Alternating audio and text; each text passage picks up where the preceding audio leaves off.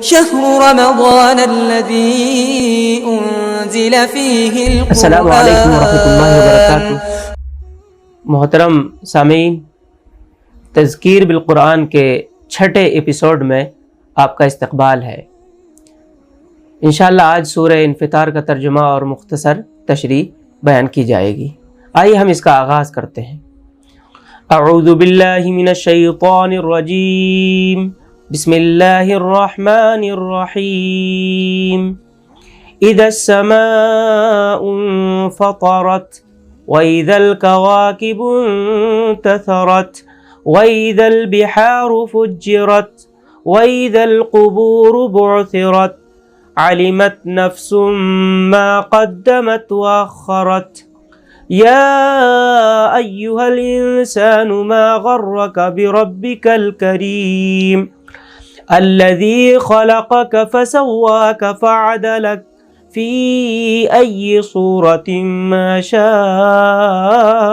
ركبك كلا بل تكذبون بالدين وإن عليكم لحافظين كراما كاتبين يعلمون ما تفعلون إن الأبرار لفي نعيم وإن الفجار لفي جحيم يصلونها يوم الدين وما هم عنها بغائبين وما أدراك ما يوم الدين ثم ما أدراك ما يوم الدين يوم لا تملك نفس لنفس شيئا والأمر يومئذ لله. صدق اللہ العظیم. رب اشرح لي صدري ويسر لي أمري واحلل عقدة من لساني يفقهوا قولي. اللهم أرنا الحق حقا وارزقنا اتباعه وأرنا الباطل باطلا وارزقنا اجتنابه. اللهم وفقنا لما تحب وترضى. محترم سامعین، سورہ انفطار ابھی جس کی تلاوت آپ نے سماعت فرمائی، یہ مکی صورت ہے. زمانہ نزول اس کا سورہ تکویر کے بعد کا ہے، یعنی قریب ہی دونوں صورتیں جو نازل ہوئی ہیں بہت ہی قریب نازل ہوئی ہیں. اسی طرح سے دونوں کا جو مضمون ہے وہ ایک دوسری صورت سے ملتا جلتا ہے، ایک دوسرے سے مشابہ ہے. جیسا کہ سورہ تکویر کے ضمن میں یہ بات بتلائی گئی تھی کہ اللہ کے نبی صلی اللہ علیہ وسلم نے یہ بات ارشاد فرمائی ہے کہ جو شخص روز قیامت کو اس طرح دیکھنا چاہتا ہے کہ جیسے آنکھوں سے دیکھا جاتا ہے تو وہ سورہ تکویر، سورہ انفطار اور سورہ انشقاق کو پڑھ لے. یعنی جو حالات اور جو مناظر پیش کیے گئے ہیں وہ ایسے ہیں کہ جب انسان ان آیات کو، ان صورتوں کو پڑھتا ہے تو اس کو ایسا محسوس ہوتا ہے گویا وہ اپنی آنکھوں سے ان مناظر کو، ان واقعات کو ہوتے دیکھ رہا ہے. سورہ انفطار کے اندر ہم جب مطالعہ کرتے ہیں تو ہم کو معلوم ہوتا ہے کہ سورت تو بہت ہی چھوٹی ہے لیکن اس کے اندر بہت بڑے معانی اور مطالب پوشیدہ ہیں. چھوٹے چھوٹے بول ہیں لیکن ان بولوں کے اندر بہت ہی مؤثر انداز میں بڑی حقیقت کو گویا سمو دیا گیا ہے. بڑی بڑی حقیقتیں اس میں بتلائی گئی ہیں. یہ سورت ان خطبوں پر مشتمل ہے، ان خطبوں میں سے ہے جو خطبے ابتدائی دور میں دعوت اسلامی کا جو بالکل آغاز تھا اس وقت جو خطبے سنائے جا رہے تھے، اور یہ خطبے بہت ہی مؤثر تھے. سننے والوں کے اندر ایک ہلچل پیدا ہو جایا کرتی تھی. خاص طور سے جب یہ خطبے سنائے جاتے تھے تو جو دشمنان اسلام تھے وہ بوکھلا جاتے تھے، جھنجھلاہٹ ان کے اندر پیدا ہو جاتی تھی، اور کچھ لوگ ایسے تھے جو فوراً اس کی دعوت پر لبیک کہتے تھے، فوراً ان باتوں کو تسلیم کر لیا کرتے تھے جو باتیں صورتوں کے اندر بیان ہوتی تھیں.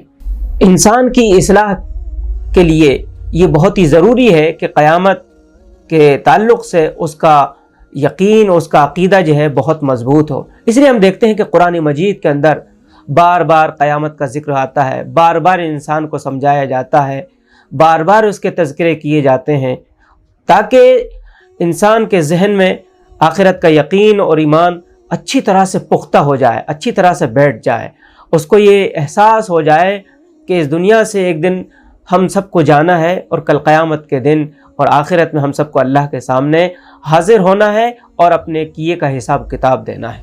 جب تک یہ یقین اور ایمان انسان کے دل دماغ میں نہیں بیٹھے گا تو اسلام جیسا انسان کا کردار اور کریکٹر چاہتا ہے وہ چیزیں اس کے اندر پیدا نہیں ہو سکتی ہیں، وہ صفات اس کے اندر آ ہی نہیں سکتی ہیں۔ تو اللہ رب العزت نے سورہ انفطار کے اندر ارشاد فرمایا، جب آسمان پھٹ جائے گا اور جب تارے بکھر جائیں گے اور جب سمندر پھاڑ دیے جائیں گے، یہ گویا ایک بہت بڑا انقلاب ہوگا جو رونما ہوگا، اور اس انقلاب کا جو اثر ہوگا پوری کائنات کے اوپر پڑے گا، ہر چیز کے اوپر اس کا اثر پڑے گا، زمین پر اس کا اثر پڑے گا، آسمان کے اوپر اس کا اثر پڑے گا، ستاروں اور سیاروں کے اوپر اس کا اثر پڑے گا، دریاؤں اور سمندروں کے اوپر اس کا اثر پڑے گا۔ سمندر جو ہوں گے وہ اپنی حدوں سے نکل کر جو ہے بہہ پڑیں گے، جو حدیں ہیں وہ ختم ہو جائیں گی، زمین کے اندر ایک انقلاب ہوگا، آسمان جو ہوگا وہ پھٹ جائے گا اور وہ دروازے ہی دروازے ہوگا، تو پوری دنیا کے اوپر، پوری کائنات کے اوپر اس کا اثر پڑے گا۔ گویا ایک پورا جو نظام ہے یہ بالکل درہم برہم ہو جائے گا، سب کچھ الٹ پلٹ جائے گا، سب چیزوں کے اندر تبدیلی، تغیر پیدا ہو جائے گا۔ اس کو ہم اس طرح سمجھ سکتے ہیں کہ آج جو ایٹم کی طاقت ہے جو انسان کے قبضے میں دے دی گئی ہے، اگر اس کا استعمال کر لیا جائے جیسا کہ لوگوں کا گمان ہے، کہنا ہے، تو یہ جو جاندار ہم کو دکھ رہے ہیں، حیوانات دکھ رہے ہیں، یہ ختم ہو جائیں، اسی طرح سے پہاڑ ختم ہو جائیں اور بہت بڑی تباہی پیدا ہو جائے، تو یہ بہت یہ جو طاقت ہے جو اللہ نے انسان کو دی ہے، اس کے مقابلے میں جو قیامت واقع ہوگی تو وہ تو بہت ہی اس سے بالکل بہت ہی آگے کی چیز ہوگی۔ اور آج کے دور میں اس طرح سے، آج کا جو سائنسی دور ہے، ٹیکنالوجی کا زمانہ ہے، اس میں اللہ کے اوپر اور آخرت کے اوپر یقین کے امکانات تو بہت زیادہ بڑھ گئے ہیں۔ تو فرمایا جب آسمان پھٹ جائے گا اور جب تارے بکھر جائیں گے اور جب سمندر پھاڑ دیے جائیں گے، یہ قیامت کے پہلے مرحلے کا ذکر ہے۔ اس کے بعد اللہ تعالیٰ دوسرے مرحلے کا ذکر فرما رہے ہیں، جب قبریں کھول دی جائیں گی، یعنی انسانوں کو ان کی قبروں سے نکالا جائے گا، یا جس شکل میں بھی کوئی مرا تھا اس کو دوبارہ اٹھایا جائے گا اور اس کا حساب و کتاب لیا جائے گا۔ فرمایا اس وقت ہر شخص کو اس کا اگلا پچھلا سب کیا دھرا معلوم ہو جائے گا، یعنی اس نے جو اچھے کام کیے ہیں وہ بھی اس کے سامنے ہوں گے، اور وہ دیکھ رہا ہوگا کہ مجھے اب اپنے اچھے کاموں کا پھل ملنے والا ہے، اور اس نے اگر برے کام کیے ہوں گے تو اس کو معلوم ہوگا کہ ان برے کاموں کا کیا نتیجہ مجھے بھگتنا ہے۔ ما قدمت و اخرت، یہ جو الفاظ آئے ہیں ان کی تشریح تفہیم القرآن میں بہت ہی اچھے انداز میں کی گئی ہے، اور اس کو بہت اچھے انداز میں سمجھایا گیا ہے، چونکہ اس کے کئی مفہوم ہیں، ان مفہوموں کو یہاں پر بتانے کی کوشش کی گئی ہے۔ ایک تو یہ کہ جو اچھا یا برا عمل آدمی کر کے آگے بھیجے گا، اس نے جو اچھا یا برا عمل تھا وہ آگے بھیج دیا تو وہ ما قدمت ہے، اور جس کے کرنے سے وہ باز رہا وہ ما اخرت ہے۔ دوسرا اس کا مفہوم یہ ہے، جو کچھ پہلے کیا وہ ما قدمت ہے، اور جو کچھ بعد میں کیا وہ ما اخرت ہے، یعنی آدمی کا پورا نامہ اعمال ترتیب وار اور تاریخ کے ساتھ اس کے سامنے آ جائے گا۔ اس کا تیسرا مفہوم جو بیان کیا گیا وہ اس طرح سے ہے، جو اچھے اور برے اعمال آدمی نے اپنی زندگی میں کیے وہ ما قدمت ہیں، اور ان اعمال کے جو آثار اور نتائج ہیں وہ انسانی معاشرے میں جو اپنے پیچھے چھوڑ گیا ہے وہ ما اخرت ہے۔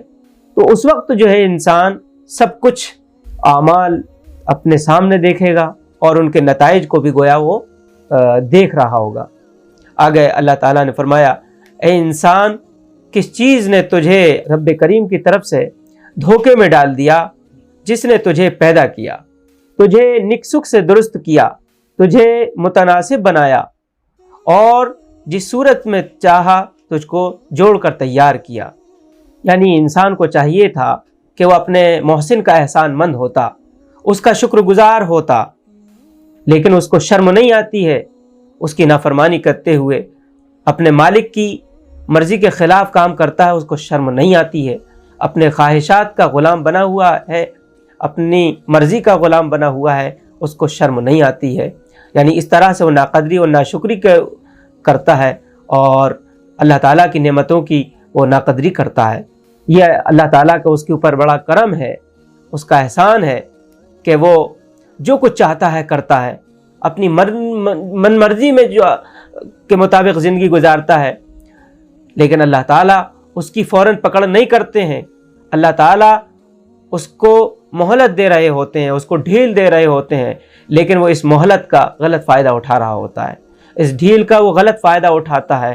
وہ یہ سمجھتا ہے کہ میں جو کچھ کر رہا ہوں وہ صحیح کر رہا ہوں اور اس کا مجھے کوئی جواب نہیں دینا ہے، کوئی مجھ سے پوچھنے والا نہیں ہے، مجھے کوئی روکنے ٹوکنے والا نہیں ہے. تو اس چیز نے انسان کو گویا دھوکے میں ڈال دیا ہے.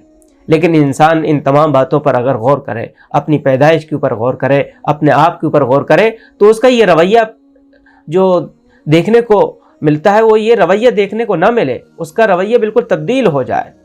لیکن وہ انسان جو ہے بہت ہی غفلت کے ساتھ گویا زندگی گزارتا ہے اور اپنے اوپر گویا جو اللہ تعالیٰ کے احسانات ہیں ان کے اوپر غور نہیں کرتا ہے. اللہ تعالیٰ نے انسان کے اوپر جو بہت سے احسانات کیے، ان میں سے ایک یہ احسان ہے کہ اس کو بہت ہی اچھی ساخت کے اندر بنایا. بہترین ساخت کے اوپر اللہ تعالیٰ نے اس کی پیدائش کی ہے. جیسا کہ سورہ 3 میں اس کا ذکر آئے گا، لقد خلقنا الانسان فی احسن تقویم، کہ ہم نے انسان کو بہترین ساخت کے اوپر بہترین ساخت میں پیدا کیا ہے. دوسرے انسانوں کے اندر اور دوسرے جو دیگر جو مخلوقات ہیں ان میں، حیوانوں میں اور انسانوں میں بڑا فرق ہے. جسم کے اعتبار سے، بناوٹ کے لحاظ سے، ہر اعتبار سے گویا انسان اشرف المخلوقات ہے. انسان چلتا ہے، اس کے سر کو دیکھیے، اس کی آنکھوں کو دیکھیے، اس کی زبان کو دیکھیے، کیسی زبان اللہ تعالیٰ نے اس کو دی ہے کہ دیگر حیوانات سے اس کو جو ممتاز کرتی ہے. لہذا انسان کو اپنے محسن کا احسان مند ہونا چاہیے، اس کا شکر گزار ہونا چاہیے. اور اللہ تعالیٰ نے اس کو جو پیدا کیا ہے، اس کی جو مرضی تھی اس سے گویا پوچھ کر اس کو پیدا نہیں کیا ہے، بلکہ اللہ تعالیٰ نے اپنی مرضی سے اس کو بہترین ساخت پر پیدا کیا. ہرگز نہیں، آگے فرمایا ہرگز نہیں. یعنی انسان کا جو رویہ ہے وہ صرف اس وجہ سے ہے کہ وہ غفلت کے اندر پڑا ہوا ہے اور جو اس کو مہلت ملی ہے اس سے وہ ناجائز فائدہ اٹھا رہا ہے. اصل بات یہ ہے کہ تم لوگ جزا و سزا کو جھٹلاتے ہو، حالانکہ تم پر نگراں مقرر ہیں ایسے کاتب جو تمہارے ہر فعل کو جانتے ہیں. یعنی تم لوگ انسان دارالجزا کا انکار کر کے یہ سمجھتے ہو کہ ہم نے حقیقت کو جھٹلا دیا، لیکن حقیقت کے بارے میں ان کو صحیح علم نہیں ہے. حقیقت ان کے کہنے سے، ان کے مذاق اڑانے سے بدل نہیں سکتی ہے. حقیقت کے اندر کوئی تبدیلی واقع نہیں ہو سکتی ہے. حقیقت یہ ہے کہ تمہارے رب نے تمہیں دنیا کے اندر شتر بے مہار بنا کر نہیں چھوڑ دیا ہے، بلکہ اس نے تم میں سے ایک ایک آدمی پر نگراں مقرر کر رکھے ہیں. یعنی فرشتوں کو اللہ تعالیٰ نے، جو اللہ تعالیٰ کے خفیہ کارندے ہیں، ان کو اللہ تعالیٰ نے متعین کر دیا ہے، جو اچھے اور برے تمام اعمال کو ریکارڈ کر رہے ہیں. ان سے انسان کا کوئی بھی عمل چھپا ہوا نہیں ہے. انسان خواہ اندھیرے میں کوئی عمل کرے، اجالے میں کوئی عمل کرے، سنسان کسی جنگل میں جا کے ہم کوئی عمل کرے جہاں کوئی نہ دیکھ رہا ہو، لیکن اللہ تعالیٰ کے یہ فرشتے اس کے ساتھ موجود ہوتے ہیں. ان فرشتوں کی صفات اللہ تعالیٰ نے بیان کی ہیں. کرامن کاتبین کا جو لفظ استعمال کیا گیا ہے، یعنی یہ ایسے کاتب ہیں، ایسے کریم ہیں جو نہایت بزرگ اور معزز ہیں. کسی سے ان کی کوئی ذاتی دشمنی نہیں ہے، کسی سے ان کی رشتہ داری نہیں ہے، کسی سے ان کی عداوت نہیں ہے، کسی کے ساتھ رو رعایت کا معاملہ یہ نہیں کرتے ہیں، اور کسی واقعے کے خلاف بھی کوئی بات نہیں لکھتے ہیں. خائن نہیں ہے، اس میں کوئی خیانت نہیں کرتے ہیں کہ اپنی ڈیوٹی پر تو حاضر نہیں ہوئے اور خود سے کچھ چیزیں انہوں نے درج کر دی. ایسا کرنے والے نہیں ہیں. رشوت خور نہیں ہے کہ رشوت لے کر کچھ گھٹا دیں، بڑھا دیں، کچھ کم کر دیں، کچھ اضافہ کر دیں. ایسا کرنے والے بھی نہیں ہیں. ان کی اور جو صفات بیان کی گئی ہیں ان میں سے یہ ہے کہ جو کچھ تم کرتے ہو اسے وہ جانتے ہیں. انسان چھپ کر بہت سے عمل کرتا ہے، لیکن اس کو پتہ نہیں ہوتا ہے کہ اس کے ساتھ فرشتے لگے ہوئے ہیں، جو فرشتے اس کے ہر عمل کو دیکھ رہے ہیں. ہر جگہ ہر حال میں فرشتے اس شخص کے ساتھ ہوتے ہیں. قیامت کے روز مجرمین جب اپنے اعمال کو دیکھیں گے تو اس وقت ان کو ہوش آئے گا، اس وقت وہ ان کی آنکھیں پھٹی کی پھٹی رہ جائیں گی۔ وہ دیکھیں گے کہ ہمارا کوئی بھی عمل ایسا نہیں ہے کہ جو اس نامہ اعمال کے اندر درج نہ ہو۔ نامہ اعمال کے اندر چھوٹا سے چھوٹا عمل، بڑا سے بڑا عمل درج ہوگا۔ اس دن انسان کہے گا کہ لا یغادر صغیرۃ ولا کبیرۃ الا احصاها، اس میں تو کوئی بھی چیز ایسی نہیں ہے جو چھوڑ دی گئی ہو، سب کچھ وہ اپنی آنکھوں سے دیکھ رہے ہوں گے۔ اب اللہ تعالیٰ آگے بندوں کے افعال کے ریکارڈ کے نتیجے میں جو دو گروہ ہو جائیں گے انسانوں کے، یعنی ایک گروہ تو وہ ہوگا جس کو اللہ تعالیٰ اس کے اچھے اعمال کے نتیجے میں جنت میں داخل کریں گے، اس کو بہترین جزا اور بہترین بدلہ ملے گا، اور دوسرا گروہ وہ ہوگا جن کے برے اعمال کے نتیجے میں اللہ تعالیٰ ان کو جہنم میں داخل کریں گے۔ ان کا تذکرہ فرما رہے ہیں۔ یقیناً نیک لوگ مزے میں ہوں گے اور بے شک بد کردار لوگ جہنم میں جائیں گے، جزا کے دن وہ اس میں داخل ہوں گے اور اس سے ہرگز غائب نہ ہو سکیں گے۔ اور تم کیا جانتے ہو کہ وہ جزا کا دن کیا ہے؟ ہاں، تمہیں کیا خبر کہ وہ جزا کا دن کیا ہے؟ یہ وہ دن ہے جب کسی شخص کے لیے کچھ کرنا کسی کے بس میں نہ ہوگا، فیصلہ اس دن بالکل اللہ کے اختیار میں ہوگا۔